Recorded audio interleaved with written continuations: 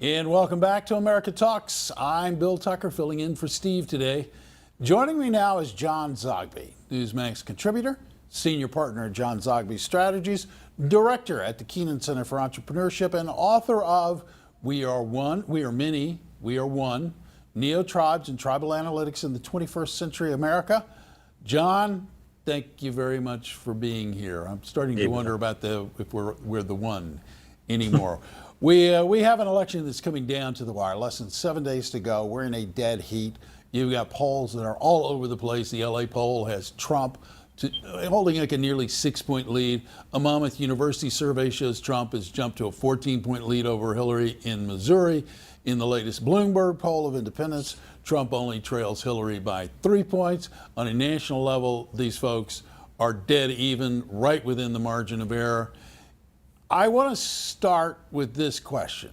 We love it that the World Series has gone to 7 games. That's a lot of fun. We've got a sport. We've got some entertainment. We've got some stuff that really, at the end of the day, no matter who wins or loses, is kind of inconsequential, except it's a lot of fun.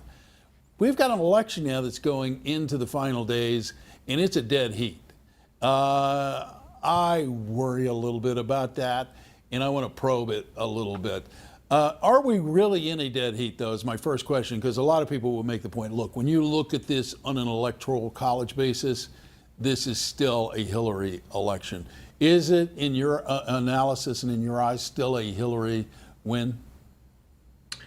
I'm putting it, and there's no science to this at all except reading the polls.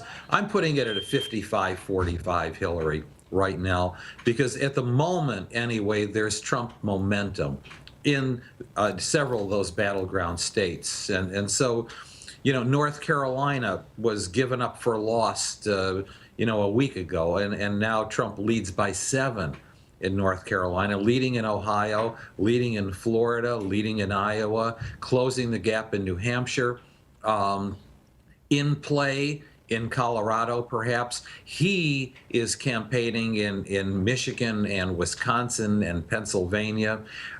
He's got a very good pollster, Tony Fabrizio. And so right now, I was telling people, I'll bet you $50 Hillary Clinton wins, but I won't bet you $250. I'm taking that $50 off the table right now. That's great, because I got a $50 bet on the table with a friend at the gym in the morning.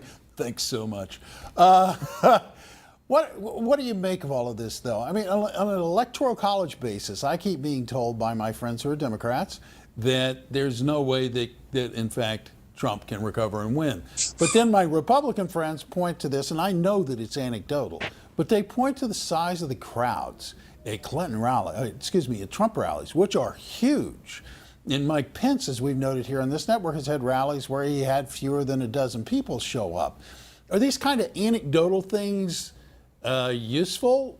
Do they tell us anything, or are they just good conversation between folks? I've never been one to go by crowd size and intensity, simply because so much of that is organizational. But in terms of polling numbers, when 54% of Trump supporters say they are very enthusiastic about voting for him, and Hillary Clinton supporters, 41% are enthusiastic about voting for her, that is a measurable difference, and it's a measurable difference, especially when the race is as close as it is, both nationally and in the battleground states. And so a difference of level of enthusiasm, or add to that 7% of Clinton, those who were leaning towards Clinton, now saying that they're less likely to vote for her because of James Comey's announcement last week. That's a 7%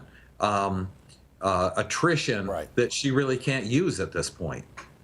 Well, this is all fine and good, but we are coming to the end of a very real game. This isn't a sports contest. This is about the direction and leadership of the country.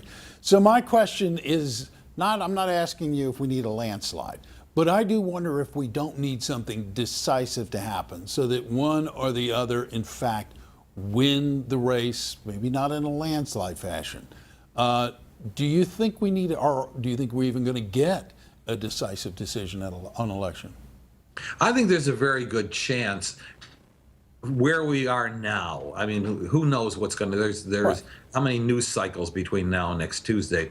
But where we stand now, there's a very good chance that we have another election like 2000 or 2004, where it's questionable, or someone pulls out the 270 plus electoral votes, but it's not what you would call a decisive victory, in which case then this becomes another one of those Armageddon elections where one side says to the other, I can't accept you. I really genuinely hope not, because I don't think the country can stand it. And in fact, No. I've got a special that's airing tonight where I went through the newly renovated Nixon Library with Ben Stein. And when we got to the 1960 election cycle, Ben stopped and said, you know, he could have challenged. He should have challenged maybe. He had a legitimate reason to challenge. But Nixon, at least publicly, said, no, I'm not going to challenge this election or the legitimacy of it, because the country's too torn apart. We need to move forward together. I, frankly, John, don't see either one of these two candidates being gracious enough to concede that. What are your thoughts on this? Even if they were each by temperament willing to, their bases would not accept it at all. And it would be driven by those bases. You know, Hillary Clinton's obvious. Donald Trump, I think, has created something that he can't control himself, even if by temperament he wanted to. Unlike, say, and I'm going to back that up with John Kerry's story. You'll remember? Yeah. That was a close election, particularly in Ohio. There were some questions, Sure. and he backed off. It's very true. John, thank you so much for being here. Graciousness is not a political attribute. We should Not always anymore. remember that. John Zogby, Zogby Strategies, thank you so much.